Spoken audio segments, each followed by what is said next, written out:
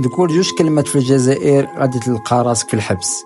النظام الجزائري فعلا بان عليه الخوف من مجرد جوج كلمات: مانيش راضي.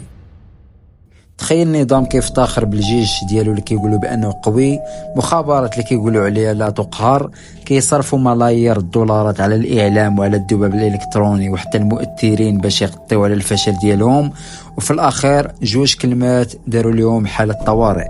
الرئيس تبون والجنرال شنقريحه خرجوا بخطاب المؤامره ديالهم، وكان هذا الهاشتاغ جاي من قوى عظمى باغيه تدمر البلاد، ولكن الحقيقة هي أن الجملة كتعبر على صوت الشعب اللي ما بقى قادر يصبر على القمع والفساد والعيش بلا كرامة. دولة كيبنيوها غير بالكرتون، كيوقع عليها انهيار غير بهاشتاغ. عوض ما أن النظام يسمع للشعب ويواجه الواقع، اختار طريقة ديال القمع والاعتقالات لكل واحد عبر على الرأي ديالو بهذا الهاشتاغ. واش النظام كامل بالمخابرات ديالو والعسكر ديالو كيخاف من مجرد كلمة على الانترنت؟ إذا فعلا عندهم القوة اللي كيهضروا عليها، علاش خايفين لهاد الدرجة؟ هاد الشيء راه كيوري أن النظام كيعيش حالة فشل قدام صوت الشعب، وحتى وسائل بسيطة بحال مواقع التواصل ولاش كتخلعهم. ولكن هاد الشيء كيعكس ضعفهم أكثر من قوتهم.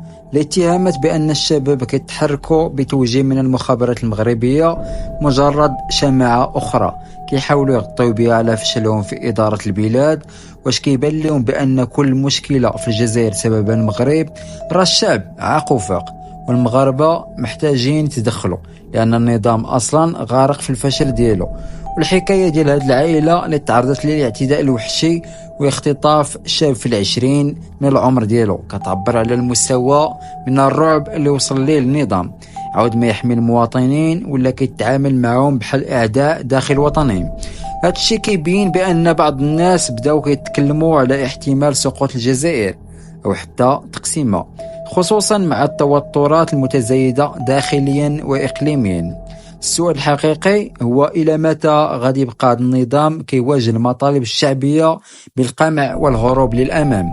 واش فعلا تبون وشنقريحه قادرين يبقاو في الواجهه، ولا غادي نسمعوا فعلا خبر الهروب ديالهم حتى هما بحال بشار الاسد؟